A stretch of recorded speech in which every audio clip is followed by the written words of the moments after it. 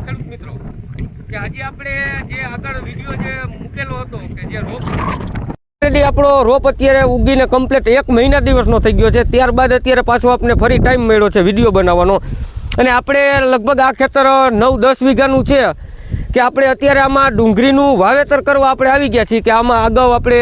જુવારનું વાવેતર કરેલું હતું કે જેથી કરીને તમે ખાપા પણ વ્યવસ્થિત રીતે જોઈ શકો છો। અને આપણે જે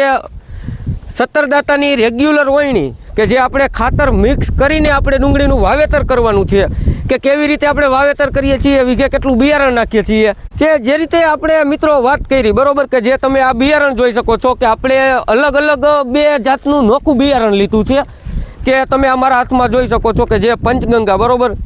કે જે પંચગંગાનું જે ડોલર કરીને આવે છે કે તે અને જે આપણે કલશ કંપનીનું જે અંજની કરીને આવે છે કે આપણે બંનેનું આ એક ખેતરમાં વાવેતર કરવાનું છે અને કી બી સારો ઉતારો આવે છે કે જે સારો ઉતારો આવે કે જે આપણે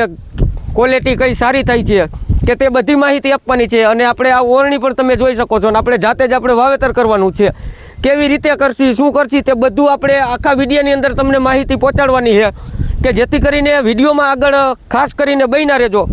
કે ખાસ આપણે ખાતર સાથે મિક્સ કરીને વાવવાનું છે કે જેથી કરીને કંઈક આ રીતે આપણે ડબલાનું માપ રાખેલું છે કે વીઘે 8 ડબલા ખાતરના અને 1 કિલો બિયારણ, એટલે આવી રીતનું આપણું જે સેટિંગ છે કે જે આપણે કરીએ તો આપણું લગભગ 1 કિલો ને 150 થી 200 ગ્રામ જેવું આપણે બિયારણ નાખવાનું છે। અને ખાતરની મિત્રો જો વાત કરી તો તમે જોઈ શકો છો કે 12-32-16 કે જે NP કરીને આવે છે આપણે સાદી ભાષામાં આપણે તેનો ઉપયોગ કરેલો છે કે હવે આગળ વિડીયોમાં બતાવું કેવી રીતે મિક્સ કરી અને શું કરીએ છીએ। કંઈક આ રીતે આપણે બિયારણ નાખી લીધું છે અને તમે જોઈ શકો છો કે સાથે આપણે 80 ફેટનો ઉપયોગ કરવાનો છે કે જે આપણે આગળના વિડીયોમાં પણ તમને જણાવ્યું હતું કે ખાસ કરીને 80 ફેટનો ઉપયોગ એ રીતે કરવાનો છે મિત્રો કે માપે પ્રમાણમાં કે 1 કિલાએ વધીને તમે 10 થી 15 ગ્રામ તમે લઈ શકો છો 80 ફેટ। અને એનું કારણ છે કે જે આપણે લાલ કીડીયું ખેતરમાં હોય કે આ અમારે જુવારવાળું ખેતર છે કે જેથી કરીને લાલ કીડીયુંનો એટેક વધારે હોય કે જે ખેડૂત મિત્રો ડુંગળી વાવવાવાળા હશે તેને ખબર જ હશે કે ડુંગળીના આપણે પછી વાવેતર કરી લઈને 1-2 દિવસ પિયતમાં મોડું થાય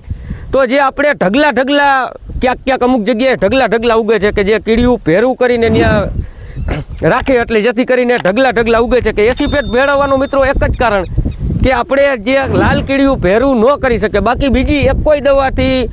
કાંઈ પણ થાય નહીં। 80 ફેટ ઉપયોગ કરવાનો આપણે આ સરળ ઉપાય છે કે જે રીતે આપણે મિત્રો આગળ જે વાત કરી વાવણીની બરોબર કે એ રીતે આપણે કંઈક વાવણીનું કામકાજ કરેલું હતું કે આપણે જાતે જ વાવેતર કરેલું છે અને અત્યારે તમે જોઈ શકો છો કે વાવેતર કરીને આપણે અત્યારે બીજું પિયત ચાલુ છે કે આપણે ધીમી ગતિએ પાણી મેલીને આપણે જે વ્યવસ્થિત રીતે આપણે 2 નાકામાં પાણી મૂકીને વ્યવસ્થિત રીતે આપણે પાણી ચલાવીએ છીએ કે જેથી કરીને તમે આ નીચે જોઈ શકો છો કે આ ઢેફારિયા બરોબર કે આપણે પહેલું પિયત તો ઓલરેડી આપણે આપી જ દીધું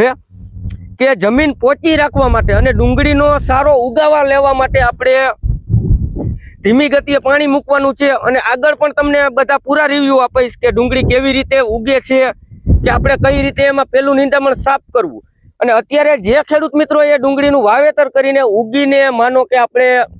15 થી 20 દિવસની હોય કે તેઓ આપણે એમાં કઈ દવાનો આપણે સ્પ્રે કરી શકીએ કે અત્યારે શું રોગનો એટેક હોઈ શકે કે એને આપણે ગ્રોથ કરાવવા માટે શું કરવું કે તે બધી માહિતી તમને આગળ આમાં હું તમને આપવાનો છું કે જેથી કરીને વિડીયોમાં આગળ બન્યા રહેજો કે જેથી કરીને કાંઈક તમને સંપૂર્ણ રીતે સમજાય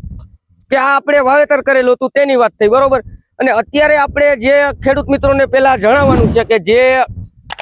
ડુંગળી ઉગીને કમ્પ્લીટ માનો કે 2 પાંદડે કે 3 પાંદડે થઈ ગઈ છે કે ઉગી રહી છે અને એમાં આપણે અત્યારે કે ક્યાંક ઈયળનો એટેક છે કે જેથી કરીને વ્યવસ્થિત રીતે આપણે સરખી રીતે જોઈ તો નીચેથી બટકા ભરીને કાપી નાખે છે કે ઈયળનો એટેક છે।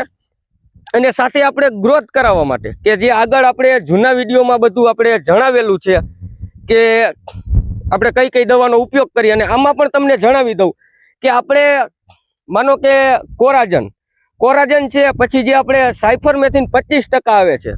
કે તે છે અને જે આપણે હ્યુમિક એસિડ આવે છે જે 95% વોટર સોલ્યુબલ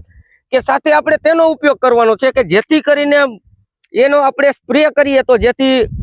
મૂળનો વિકાસ આપણે ફટાફટ થાય, ઉપરથી પણ આપણે સારું રિઝલ્ટ મળે. અને સાથે કોઈ મિત્રોને ફૂગજન્ય રોગો માટે એવું દેખાતું હોય તો સાથે તમે સાપ પાવડર છે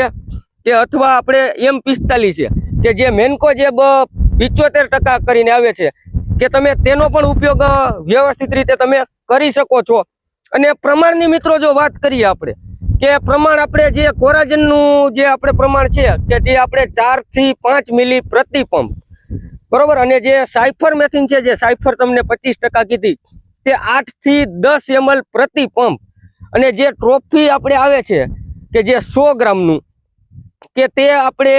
મિનિમમ એમાંથી આપણે 10 પંપ કરી શકીએ, કે એટલે કે પંપે 10 ગ્રામ. અને જો મેન્કોજેબ અથવા સાપ પાવડરનો ઉપયોગ કરતા હોય તો તે આપણે 500 ગ્રામના પેકિંગમાંથી આપણે 10 પંપ કરવાના છે, કે તે આપણે બેસ્ટ અને સારામાં સારું આપણે પહેલો રાઉન્ડ કે અથવા ડુંગળીમાં બીજો રાઉન્ડ આપણે બેસ્ટ રિઝલ્ટ જોવા મળશે. કે જે રીતે મિત્રો આપણે દવાની વાત કરી, બરોબર, કે તે તો આપણે એટલી દવા નાખીને આપણે વ્યવસ્થિત રીતે આપણે ઉપયોગ કરી શકીએ છીએ. અને ખાસ મિત્રો અગત્યની વાત કે અત્યારે જે આ ચોમાસું વાતાવરણ છે, કે જો કે વરસાદ તો કાંઈ ઓલરેડી થતોય નથી, અમારે નથી થયો, કે ખાસ ધ્યાનમાં લેજો કે અત્યારે તમે આ પાણી હાલે, બરોબર, કે આ તમે આમ જોઈ શકો છો કે ખાસ કરીને પાણી ભરાવું ન જોઈએ ક્યાંય. અને આપણે આ ખેતર તમે જોઈ શકો છો આખે આખું, કે આમાં આપણે ગોલાયું વાળા ક્યારા કરેલા છે, કે તે અમે આ બાજુ ઊભા છીએ ગોલાયું વાળા છે, ઓલી બાજુ પાછા સીધા છે. કે ખાસ કાળજી મુજબ કે આપણે પાણી ન ભરાય તેની કાળજી લઈને કંઈક આ રીતે આપણે વાવેતર કરવાનું છે. અને ડુંગળી વાવતા ખેડૂતો માટે ખાસ કે ધીમી ગતિએ પાણી મૂકે, વ્યવસ્થિત રીતે ઉગાવવું આવે, કે મોહકામાં આપણે ધૂળ વધારે ના ચડે અને વ્યવસ્થિત રીતે સરખે સરખું ઉગી જાય. અને ઉગ્યા પછી પણ તમને આના પૂરા રિવ્યૂ આપવાનો આપણે પૂરો પ્રયાસ કરશી. અને આજે પિયત આપી છીએ, અને આમાં આપણે નિંદામણનાશક દવાનો કે કઈ રીતે ઉપયોગ કરી શકીએ, ક્યારે આપણે ઉપયોગ કરી શકીએ, કે ઓલરેડી આપણે બીજું પિયત આપી દીધું છે. એટલે આજે ત્રીજો દિવસ છે, કે કાલે નહીં ને એને આગલે દિવસે આપણે પહેલું પિયત આપ્યું હતું, કાલનો દિવસ વયો ગયો, આજે પાછું બીજું પિયત ચાલુ છે. એટલે પાછું કાલે જો આમાં હલાય એવું થઈ જાય તો આપણે આમાં દવાનો છંટકાવ કરવાનો છે, કે જે પેન્ડીમિથાલિન અને ગોલ, બરોબર, કે તેનો આપણે કઈ રીતે ઉપયોગ કરવો, શું કરવું, કે તે તમને અલગથી જ વિડીયો બનાવીને તમારા સુધી આપણે પૂરેપૂરી તમને માહિતી દેવાનો આપણે પ્રયાસ કરશી. કે પેલું નિંદામણ કેવી રીતે 100% આપણે એમાં બેસ્ટ રિઝલ્ટ મેળવવું, કે ચોથા દિવસે છાંટવી કે પાંચમા દિવસે છાંટવી, કે તે આપણા ખેતર મુજબ આપણે નક્કી કરી શકીએ કે આપણે જમીન કેવી છે. કે અમારે ઓલરેડી તમે જોઈ શકો છો કે બહુ કાળી માટી નહીં, અને આ ટાચોડ જેવું આપણે કહી શકીએ કે વ્યવસ્થિત રીતે કે માપે મેળે આ રીતની આપણે કંઈક જમીન છે. અને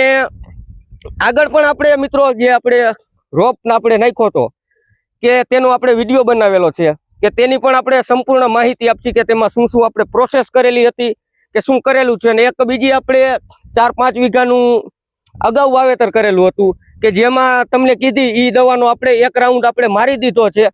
કે તે પણ તમને આગળ બધું આગળના વિડીયોમાં આપણે બધું તમને સમજાવવાનો પૂરો પ્રયાસ કરશી. અને ખાસ ખેડૂત મિત્રો કે હવે આપણે અત્યાર સુધી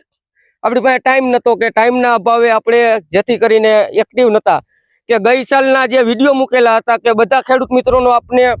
ફૂલ સપોર્ટ અને પ્રેમ મળેલો છે, કે સારા વ્યૂ આવેલા છે, કે બધું આપણી માહિતી સરસ રીતે આપણે બધા લોકોને ગમે છે, કે સારી કોમેન્ટો હતી બધાની, કે તેને માન દઈને આપણે પાછા યુટ્યુબમાં આવીને તમારા સુધી A to Z માહિતી દેવાનો આપણે પૂરો પ્રયાસ કરશી. કે વાવણીથી લગાડીને કાપણી સુધીના વિડીયો કે આપણી ચેનલમાં તમને જોવા મળતા રહેશે. કે બસ મિત્રો, હવે આજના વિડીયોમાં આટલું જ. મળશે કંઈક અલગથી નવા જ વિડીયોમાં. કે જો ચેનલ ઉપરથી જોતા હોય તો ચેનલને સબસ્ક્રાઇબ કરવાનું અવશ્ય રાખજો, કે જેથી કરીને કંઈક અવનવી માહિતી હું મેલું તો સૌથી પહેલા જાણ થાય તમને.